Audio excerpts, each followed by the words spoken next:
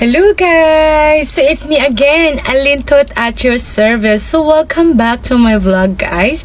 So for today's video, so tuturuan ko nga po kayo kung paano or saan po natin makikita ang atin pong restrictions or violations po sa atin pong account. At kung paano po i-delete ito. Ayan. So kung interesado po kayo guys, kung malaman kung paano po, kung ano po yung gagawin po natin, panoorin mo po itong video po na ito hanggang sa dulo. May dalawang paraan nga po guys, na makikita po natin ang atin pong violations or restrictions po natin. So yun po yung ituturo ko po sa inyo guys. So, yung una po nga po guys na way, ayan, pupunta po tayo sa atin pong Facebook account. At dito po tayo guys, dito po sa gilid, dito po sa may tatlong line, ayan. So, pupunta po tayo dito. And then, dito po tayo sa my help and support. Dito po tayo sa support inbox guys. And then, dito po tayo sa your alerts. Ayan, dito po natin guys makikita kung ano po yung violations po dito, no? Ayan po. So, since po ang aking po account ay malinis po, nasunod po tayo sa partner monetization policies at community standards po ng Facebook, kaya wala po tayong nalalabag po na violations. Ayan po guys, yung second way nga po natin para makita po natin yung pong restrictions at violations po natin. Ayan guys, i-back nyo lang po itong your alerts. And then yung support inbox. And then dito po tayo sa settings and privacy. So dito nga po tayo guys sa settings. Ayan. And then dito po tayo sa my your information. Dito po tayo sa activity log.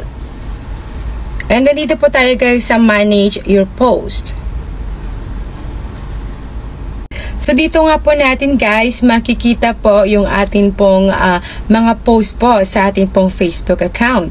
At kung gusto lang po natin guys makita po yung atin pong mga violations, yung pong partner monetization policies at against po sa community standards. So dito punta lang po tayo dito guys sa filters.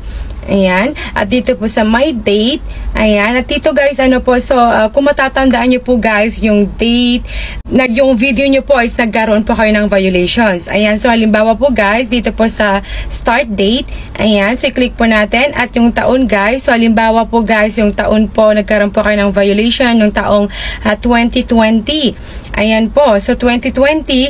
At dito naman guys, sa buwan, kung ano pong buwan. Ayan, so halimbawa po guys, October. At dito naman po guys sa date, kung ano po yung date. Ayan, so halimbawa 20. Ayan, so okay po natin. And then dito po tayo sa done. Ayan, so dito guys, ayan na may lumabas po na isang video. Ayan, so kung gusto po natin yan guys, i-delete. Ayan, ito pong square box. Ayan, i-click lang po natin at pindutin po natin itong recycle bin. Ayan, so ganun lang po guys, so madadelete na po siya. So I hope po guys, may natutunan po kayo ngayong araw po na ito. At kung meron po kayo guys katanungan, so feel free to comment below at sasagutin ko po yan sa abot po ng aking makakaya. At pa-support nga po guys ang aking pong Facebook page. At meron din po tayo guys YouTube channel. Ayan, pareho lang po guys yung aking pong channel name sa Facebook at YouTube. Alintot Vlog po. Ayan guys, pa-support po guys. Pa-like po, pa-subscribe. At pa-share na rin po guys ito pong video po na ito. Para po matulungan po natin yung mga iba. Yung mga nagkakaroon po guys ng violation na hindi po nila alam kung paano, kung saan po ito makikita, kung paano i-delete. Ayan, so this video is made for you guys. Ayan, so yun lang po guys. Thanks for watching and God bless us all. Bye-bye!